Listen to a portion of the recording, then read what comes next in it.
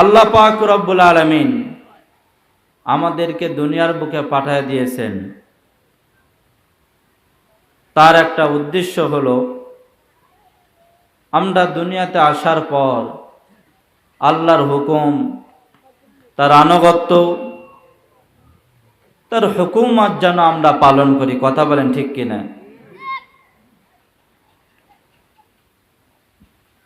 কিন্তু আমরা আসিয়া আল্লাহ পাক রব্বুল আলামিন যেই জন্য আমাদেরকে পাঠাইয়া দিয়েছেন পূর্ণাঙ্গ সেটা আমরা মানতে পারি না। কথা বলেন ঠিক কিনা? আল্লাহ পাক রব্বুল আলামিন বলেন, কাইফা তাকফুরুনা বিল্লাহ, কেন তুমি আমার নাফরমানি করো? আমি যে তোমাদেরকে হুকুমগুলো দিয়ে দিলাম, এই হুকুমগুলো কেন তোমরা মানো না? আমি তোমাদেরকে কি দেই নাই? কি এমন পাইলা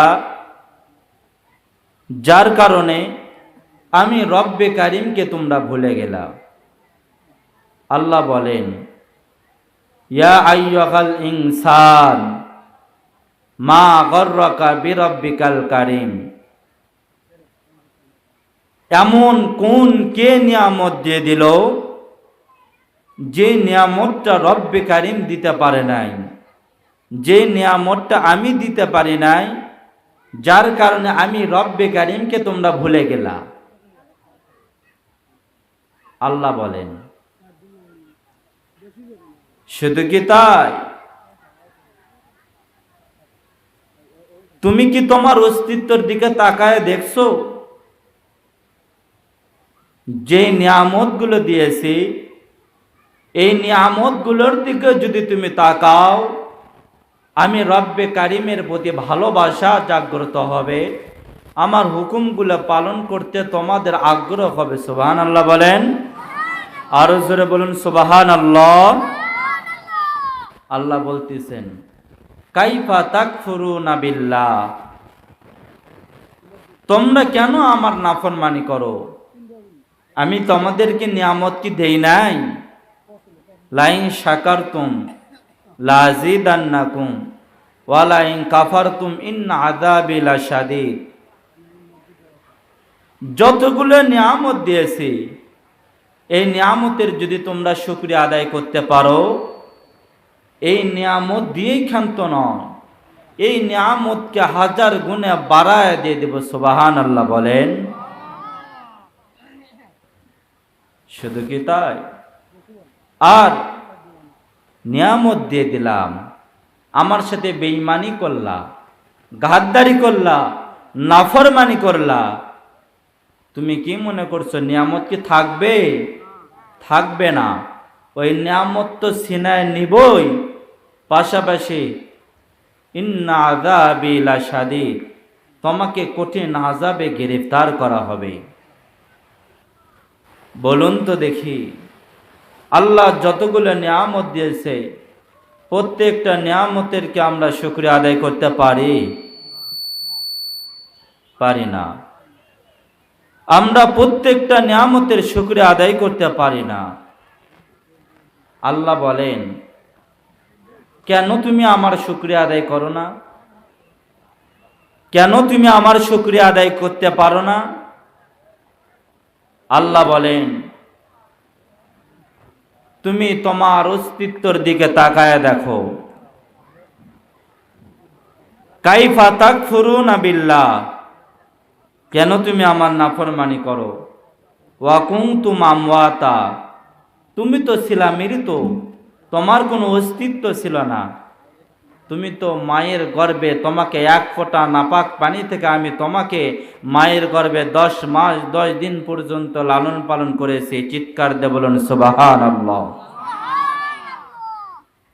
আল্লাহ বলতেছেন, এমন একটা জায়গায় তোমাকে লালন পালন করেছি, যেই জায়গায় কোনো ডাক্তার তোমাকে অক্সিজেন দিতে পারে নাই, যে জায়গায় তোমাকে তোমার কোনো ডাক্তার তোমাকে রেজেকের ফায়সালা করে দিতে পারে নাই। পেরেছে? কথা বলে না। পেরেছে? পারে নাই। আল্লাহ পাক রব্বুল আলামিন বলেন, কেন আমার সাথে গৌরব করতেছ, অহংকারী কেন করতেছ? আমার আজানের ধ্বনি গেলে তোমরা কেন নামাজে আসিও না? তোমাদের কপাল কেন আমার কুদরতি কদমে ঠেকাও না? কেন তোমার চক্ষু দিয়ে আমার কালাম পড়ো না? তোমার চক্ষু দিয়ে কেন আমার কালামে পাক দেখো না? কান দিয়ে কেন কালামে পাকের তেলাওয়াত শোনো না?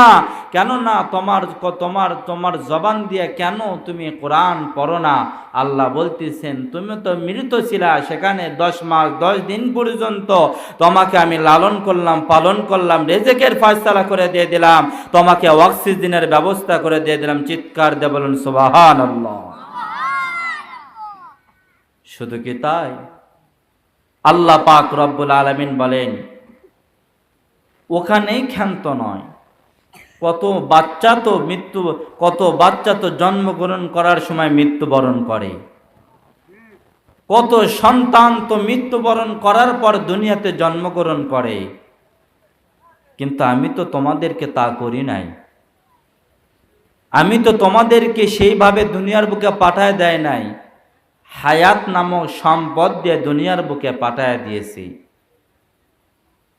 কেন তোমরা আমার নাফরমানি করো?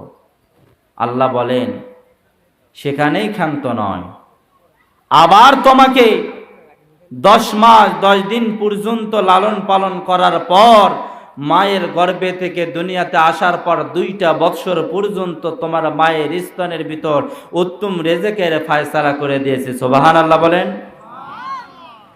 মুসলমান, কথাগুলো ভালো করে দিল দিয়ে শুনবেন।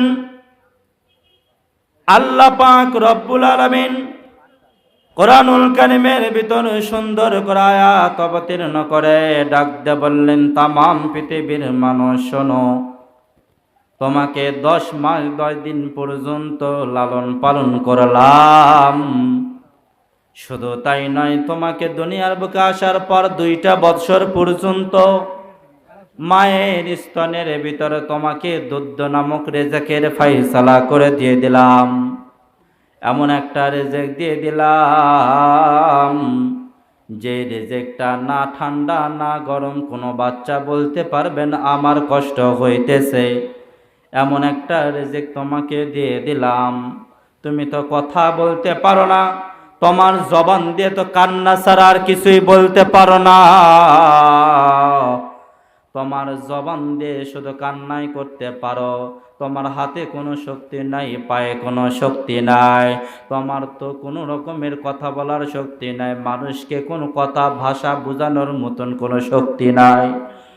আল্লাহ পাক রব্বুল আলামিন বলেন, তোমাকে সেখান থেকে 10 মাস 10 দিন লালন পালন করার পর 2টা বৎসর পর্যন্ত কথা ছাড়া, চোখের ভাষা ছাড়া, হাত পায়ের শক্তি ছাড়া 2টা বৎসর পর্যন্ত লালন পালন করলাম। বান্দারে, কেন তুমি আমার নাফরমানি করো? তোমার জবান তো দিয়েছিলাম, যখন ছোট্টবেলায় ছিলা, প্রথম যখন আব্বুকে আব্বু বলে ডাকলা, আব্বুর অন্তর ঠান্ডা হয়ে যায়। যখন ছোট্টবেলা আম্মুকে আম্মু আম্মু বলে যখন ডাকলা, আম্মুর অন্তর ঠান্ডা হয়ে যায়। দাদাকে দাদা বলে যখন বারবার বারবার ডাক দাও, দাদার অন্তর ঠান্ডা হয়ে যায়। আল্লাহ পাক রব্বুল আলামিন ডাক দা বলেন, বান্দারে শুধু তাই নয়, আল্লাযী খালাকাকা ফাসাওয়াকা ফাদালাক ফি আইয়ি সূরাতিম মা শাআ রাকাবাক, এমন সুন্দর একটা চেহারা দিয়ে দিলাম, এই চেহারা দিকে যদি তোমার মা হাজারো অপরাধ করার পর যদি তাকায়, সন্তানের দুঃখ কষ্ট সমস্ত কিছু ভুলে যায়। সমস্ত দুঃখ কষ্ট ভুলে যাওয়ার পর মা তোমাকে বুকে জড়ায় নাই, বাবা তোমাকে বুকে জড়ায় নাই, বারবার তোমার বাবার সঙ্গে বেয়াদবি করার পর তুমি যদি দিনের শেষে সে বাবাকে যে ডাক দেয় বলেন, আব্বু গো আমি ভুল করেছি, বেয়াদবি করেছি, আর আপনার সঙ্গে ভুল করব না, বেয়াদবি করব না। আল্লাহ পাক রব্বুল আলামিন ডাক দেয় বলেন, তোমার বাবা সমস্ত দুঃখ কষ্ট ভুলে যাওয়ার পর তোমার জবানের মায়ায় পড়িয়া তোমার বাবা তোমাকে বুকে জড়ায় নেয়। চিৎকার দিয়ে বলা যাবে কি সুবহানাল্লাহ? আল্লাহ বলেন এগুলো তো আমার নিয়ামত, এগুলো নিয়ামত দিয়েছেন কে? আপনারা কি আল্লাহর নাম বলতে কি এই পাড়ায় কি সমস্যা আছে নাকি? উল্লাপাড়া থানায় কি সমস্যা আছে? থানা থেকে কি কোনো অভিযোগ দিয়েছে যে আল্লাহর নাম বলা যাবে না? তাহলে কি আল্লাহর নাম বললে আমাদের নেকি হয় না লস হয়? আমাদের কি কোনো গুনাহ লাগা হইতেছে? তাহলে কি আল্লাহর নাম জোরে সোরে বলা যাবে কি? আমাদের এগুলা নিয়ামত দিয়েছেন কে? আরো জোরে বলুন কে? আল্লাহ দিয়েছেন। আল্লাহ বলেন এই জবান দিয়ে যখন তোমার আব্বুকে আব্বু বলে ডাকো, তোমার আব্বুর অন্তরটা ঠান্ডা হয়ে যায়। বান্দারে 50 বছর 60 বছর হায়াত পেয়েছো, তারপরও তোমার জবান দিয়ে আমার নামটা উচ্চারণ হয় না, আমার বড় কষ্ট হয়, বড় লজ্জা লাগে। কিন্তু যখন তুমি 60 বছর বয়সেও যখন গুনার কারণে চোখের পানি ছেড়ে দিয়ে যখন ডাক দিয়ে বলেন, মালিক রে সারা জীবন গুনাহ করেছি, ভুল করেছি, বেয়াদবি করেছি, গুনাহ করতে করতে আমার দাড়িগুলো সাদা হয়ে গেছে। আল্লাহ পাক রব্বুল আলামিন বলেন, তোমার গুনার দিকে তাকাই না, আমি রহমতের দিকে তাকাইয়া তোমার চোখের পানির বিনিময়ে সমস্ত দুঃখ কষ্ট গুনার কথা ভুলে যে আমি তোমাকে মাফ করে দিয়ে দিই। চিৎকার দিয়ে বলুন সুবহানাল্লাহ।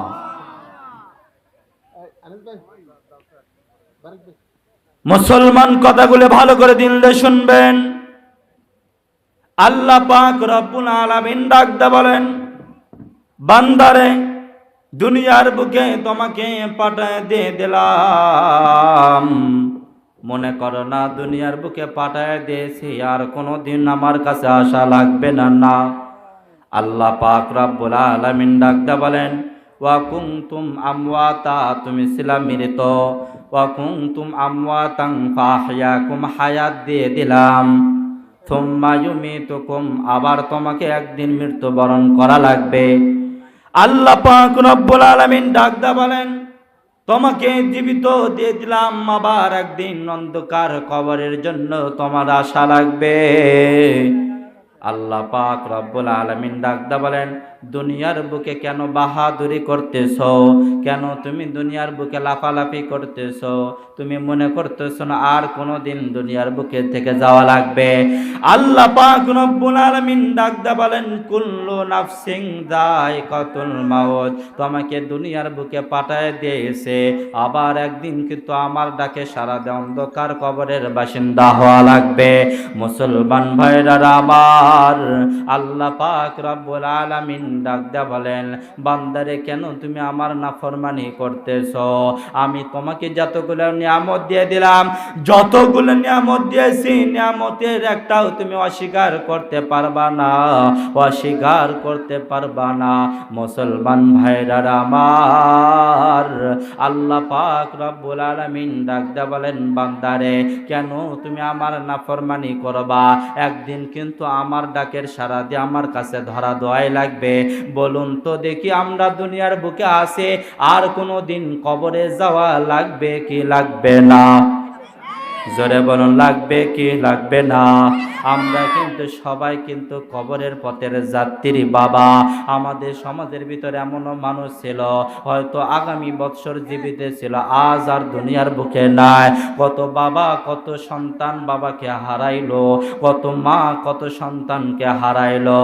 মুসলমান বাবা, কথাগুলো ভালো করে দিল দিয়ে শুনবেন, লম্বা কোনো আলোচনা করা সম্ভব নয় বাবা।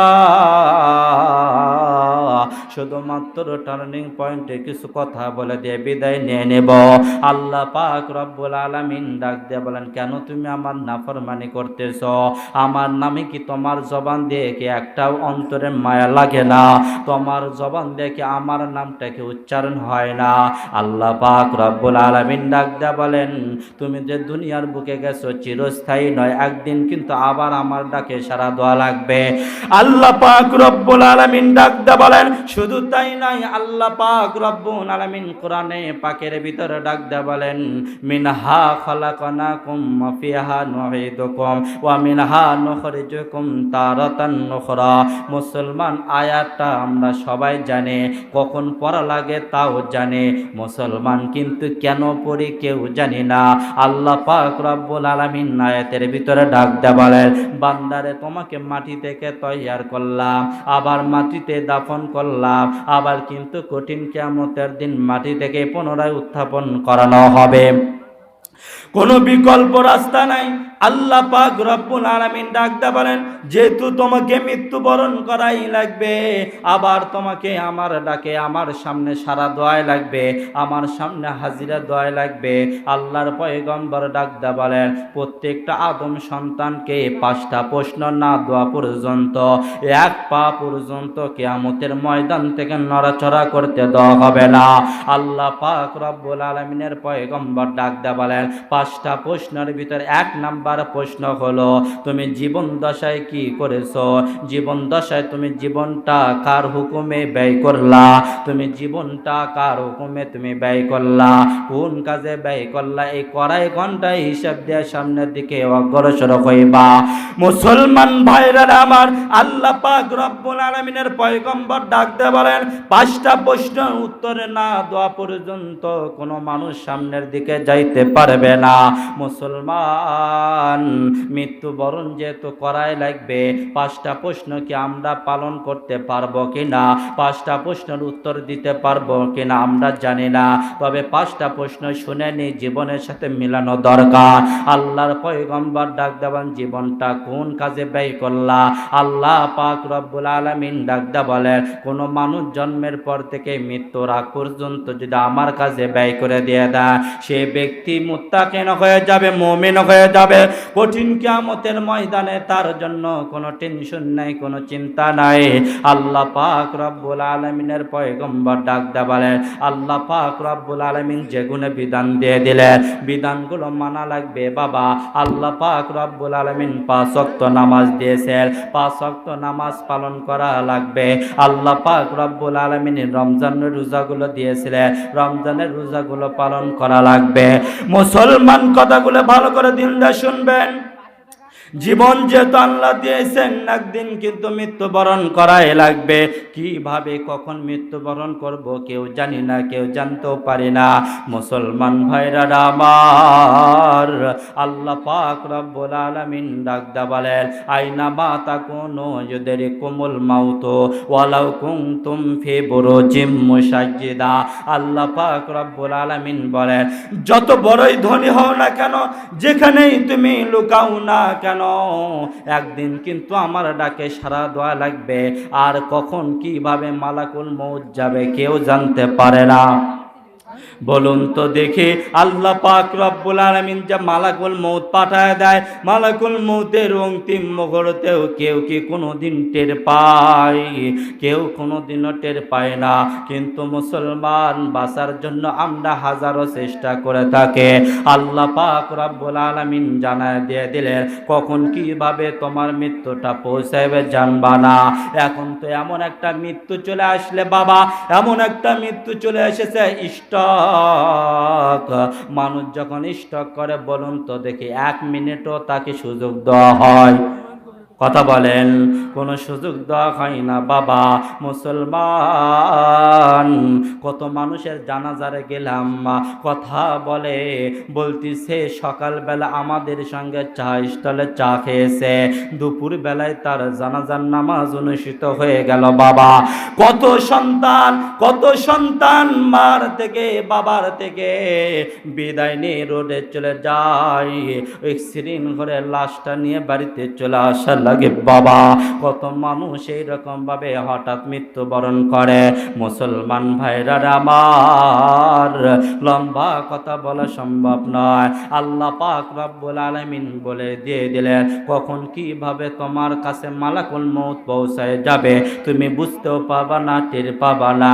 এসি ঘরে থাকো না কেন, বাসতলায় থাকো না কেন, তোমার জন্য কিন্তু 3.5 হাত কবর অপেক্ষা করতেছে। আল্লাহর পয়গম্বর আলাইহিস সালাম ডাকতে বলেন কবরে আসার আগে কবরের মাল সামানা জোগাড় করে আসিও। কবরের ভিতরে তোমাকে 3টা প্রশ্ন করা হবে, মান রব্বুকা ওয়া মান নাবিয়্যুকা ওয়া মান দীনুকা। মুসলমান 3টা প্রশ্নের উত্তর সঞ্চয় করে যাও। আল্লাহ পাক রব্বুল আলামিনের পয়গম্বর ডাকতে বলেন কঠিন কিয়ামতের দিন 5টা প্রশ্ন করা হবে। 1 নাম্বার হইল জীবন দশায় কি করেছো, 5টা প্রশ্নের উত্তর নিয়ে কবরে যাওয়া লাগবে। মুসলমান ভাইরা আমার, আল্লাহ পাক রব্বুল আলামিন ডাকতে বলেন কোথায় কিভাবে তোমার কাছে মালাকুল মউত পৌঁছায় যাবে তুমি কিন্তু কোনোদিনও টের পাইবা না, কোনোদিনও বুঝতেও পারবা না। মুসলমান ভাইরা আবার আল্লাহ পাক রব্বুল আলামিন বলেন আইনা মা তাকুনু ইউদরিকুমুল মাউত ওয়ালাউ কুনতুম ফি বুরুজিম মুশাইয়্যিদা। মুফাসসিরিন ইকরাম এই আয়াতের তাফসীর করতে যায় লেখেন বনি ইসরাইলের একজন ব্যক্তি ছিলেন বাবা, অত্যাধিক ধনাঢ্য পরিবারের যুবক সন্তান। যুবক বয়সে বিবাহ করার পর তার স্ত্রীর গর্ভে সন্তান আসার পর যুবকটা মৃত্যুবরণ করে। এমন একটা ধনাঢ্য পরিবারের কন্যা বাবা, মুসলমান বাড়ির কাজগুলো একা একাই করতে পারে না। বাড়ির কাজ করার জন্য একটা যুবককে রেখে দিয়ে দিলেন চাকর হিসেবে। একটা যুবককে চাকর হিসেবে রেখে দেওয়ার পর যুবকটা যখন বাড়ির কাজ করতেছিলেন এইদিকে তার মনিবা ধনাঢ্য পরিবারের দুলালে ওই কন্যা সন্তানটা গর্ভবতী হয়ে গেলেন বাবা। এইরকম ভাবে দিন যাইতে যাইতে যখন প্রসব বেদনার কাছাকাছি সময় যখন চলে আসলেন, মুসলমান যুবক সন্তানকে ডাক দেয়া বলেন যুবক রে, বাড়ির চাকরকে ডাক দেয়া বলেন যুবক আমার তো প্রসব বেদনা শুরু হয়ে গেছে, জলদি করে একজন দায়ীকে ডেকে নিয়ে আসো। আমি বুঝি অল্প সময়ের ভিতরে আমার সন্তান দুনিয়াতে আসবে। এইরকম ভাবে যখন যুবককে ডাক দেয়া বলেন যুবক জলদি করে একটা দায়ীকে ডেকে নিয়ে আসলেন। দায়ীকে ডেকে আসার পর দায়ীটা যখন দেখলেন নরমাল যখন বাচ্চা হবে, ডাক দেয়া বলেন যুবক রে তোমার মুনিবার বাচ্চা হবে, বাচ্চাটা নরমাল হবে, কিন্তু তোমার মুনিবার যে বাচ্চাটা হবে বাচ্চাটা হওয়ার পর একটু আগুনের তাপ দেওয়া দরকার। মুসলমান ভাইরা আমার, এবার যখন দায়ী বললেন একটু আগুনের ব্যবস্থা করো, মুসলমান যুবকটা সঙ্গে সঙ্গে মুনিবার বাচ্চার জন্য এবার আগুন আনার জন্য যখন বাইরে যাইতেছে, বাইরে যাওয়ার সময় হঠাৎ করে একজন সাদা পোশাকধারী বৃদ্ধ মানুষ, দাড়িগুলো সাদা, চুলগুলো সাদা, লাঠিতে ভর করিয়া ডাক দেয়া বলেন যুবককে ডাক দেয়া বলেন যুবক রে কোথায় যাও, কোথায় যাইতেছো? ডাক দেয়া বললেন চাচা আমার মুনিবার বাচ্চা হবে, আমার মুনিবার বাচ্চা প্রসাব করবে, একটু আগুনের দরকার, আমি আগুনের ব্যবস্থা করার জন্য যাইতেছে। যুববৃদ্ধ মানুষ ডাক দেয়া বলেন যুবক রে তোমার মুনিবার বাচ্চা হবে, তুমি কি জানো ওই মুনিবার কি বাচ্চা হবে? ডাক দেয়া বলেন যুবকটা ডাক দেয়া বলেন চাচা আপনি তো অবাক করা কথা বলে দিয়ে দিলেন, যেই বাচ্চাটা দুনিয়ার বুকে আসে নাই, যেই বাচ্চাটা এখনো পর্যন্ত দুনিয়ার কোনো আলো বাতাস দেখে নাই, সেই বাচ্চাটা কেমনে কিভাবে কি বাচ্চা হবে আমি কেমনে বলবো? মুরব্বী বাবা ডাক দেয়া বলেন তোমার মুনিবার বাচ্চা হবে, সেটা কি বাচ্চা হবে আমার থেকে শুনে নাও। ডাক দেয়া বলেন তোমার মুনিবা একটা কন্যা সন্তান জন্মগ্রহণ করবে।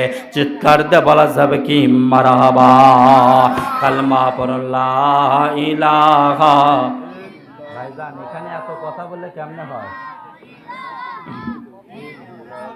ভাই? এখানে এত কথা বলেন না, সমস্যা, মানুষ আপনাদের দিকে তাকায় আছে।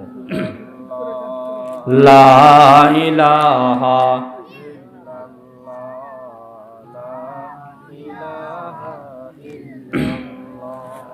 লা ইলাহা লা ইলাহা ইল্লাল্লাহু মুহাম্মাদুর রাসূলুল্লাহ সাল্লাল্লাহু আলাইহি সাল্লাম। আমার আলোচনা কি বুঝতে পারতেছেন? সবাই কি কথা বুঝতে পারতেছেন? কারা কারা কথা বুঝতে পারতেছেন একটু হাতটা তুলে দেখান তো দেখি। একটা তাকবীর দেন, নারায়ে তাকবীর, লিল্লাহে তাকবীর। হাত নামান। যুবকটা বলতেছে আশ্চর্য কথা, আমার মনিবার এখনো পর্যন্ত বাচ্চাই আসেনি দুনিয়াতে, যে বাচ্চাটা দুনিয়ার আলো বাতাস দেখে নাই, সেই বাচ্চাটা কন্যা হবে না ছেলে হবে আমি কেমনে বলবো? যুবককে ডাক দিয়ে বলেন, যুবক তোমার মনে একটা কন্যা সন্তান জন্মগ্রহণ করবে, আর 2 নাম্বার হইল ওই কন্যা সন্তান এই বাড়িতে যতগুলো কাজের লোক আছে তার ভিতরে একটা যুবক আছে, সেই যুবকের সঙ্গে কন্যা সন্তানের বিবাহ হবে। 3 নাম্বার হইল ওই যুবকের সঙ্গে বিবাহ হওয়ার আগে 100 জন ছেলের সঙ্গে সে জিনা করবে।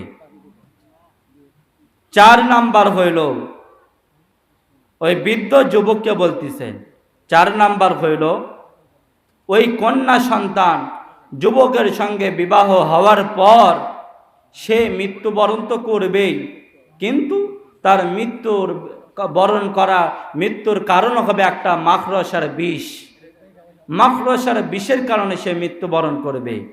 যুবকটা অবাক হয়ে গেলেন। যুবকটা কথার কোনো অ্যালাউ করলেন না, কোনো গুরুত্ব দিলেন না। বলতেছেন হয়তো মুরব্বী বাবা আন্দাজে কথা বলে দিয়ে গেছে। মুসলমান কথাগুলো ভালো করে দিল দিয়ে শুনবেন। যুবকটা জলদি করে আগুন নিয়ে গেলেন, যাওয়ার পর দাইকে দেওয়ার পর দাই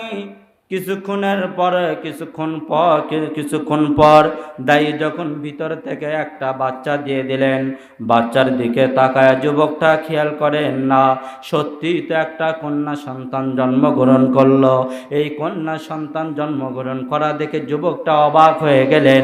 বৃদ্ধর সাথে কোনোদিন আমার আগে কোনো সাক্ষাৎ হয় নাই, আমার মনিবার আগে কোনো তার সঙ্গে পরিচয় ছিল না, আমার মনিবাকে সে কোনোদিন চিনত না। কিন্তু কেমনে জানলো আমার মনিবা একজন গর্ভবতী মহিলা আর আমার মনিবা একজন কন্যা সন্তান জন্মগ্রহণ করবে? কেমনে জানলো? যুবকটা কন্যা সন্তানকে নিয়ে বাড়ির বাইরে গেলেন। বাড়ির বাইরে যাওয়ার পর দেখলেন না আর কোন ওই বৃদ্ধকে দেখা যায় না। এইদিক ওদিক খোঁজাখুঁজি করার পর এবার যখন বৃদ্ধকে পাইলেন না, যুবকের মাথায় টেনশন। 4টা প্রশ্নের কথা বললেন, 4টা কথার প্রথম কথা হলো কন্যা সন্তান জন্মগ্রহণ করবে। সত্যি তো কন্যা সন্তান জন্মগ্রহণ করলো, আর এই কন্যা সন্তান যদি আমার সঙ্গে বিবাহ হয় তাহলে কি আমি আসলে কি একজন জিনাকারিনী মহিলাকে বিবাহ করব? মুসলমান কথাগুলো ভালো করে দিল দিয়ে শুনবেন। কথা বলতেছিলাম, আল্লাহ পাক রব্বুল আলামিন বললেন, কোরআনুল কারীমের ভিতরে বলে দিয়ে দিলেন, তুমি যেখানে যেই অবস্থায় থাকো না কেন তোমার কিন্তু মালাকুল মউত সেখানে পৌঁছায় যাবে।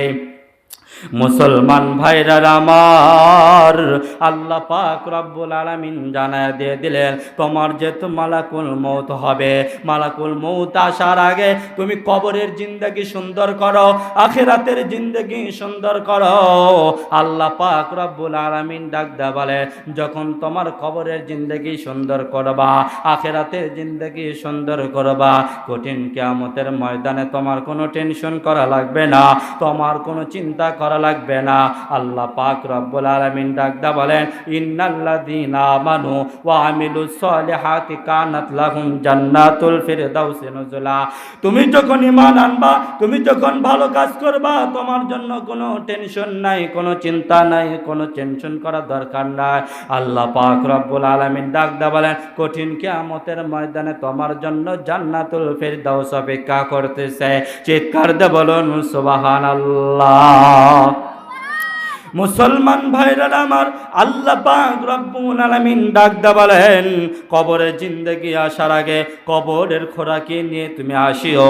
কবরের খোরাকি ছাড়া কবরের ডাক দিলে কবরের আযাব কিন্তু তুমি সহ্য করতে পারবা না। মুসলমান ভাইরা আমার, আল্লাহ পাক রব্বুল আলামিন ডাক দা বলেন, কেন তুমি নাফরমানি করতেছো? কেন তুমি ঈমানের পথ ছাড়া বেঈমানের পথে চলতেছো? আল্লাহ তাআলা রব্বুল আলামিন ডাক দা বলে, তুমি কি মনে করতেছো তুমি যেগুলা কাজ করতেছো এগুলা কাজের কি কোনো সাক্ষী নাই? কোনো সাক্ষী নাই না, প্রত্যেকটা কাজের কিন্তু সাক্ষী আছে। আল্লাহ পাক রব্বুল আলামিন ডাক দা বলেন, কিরামান কাতিবিন নামক ফেরেশতা তোমার কিন্তু দুইজন কাঁধের ওপর কিন্তু দিয়ে দিলাম। আল্লাহ পাক রব্বুল আলামিন ডাক দা বলে, যেখানে যেই অবস্থায় যাও না কেন, মালাকা কিরামান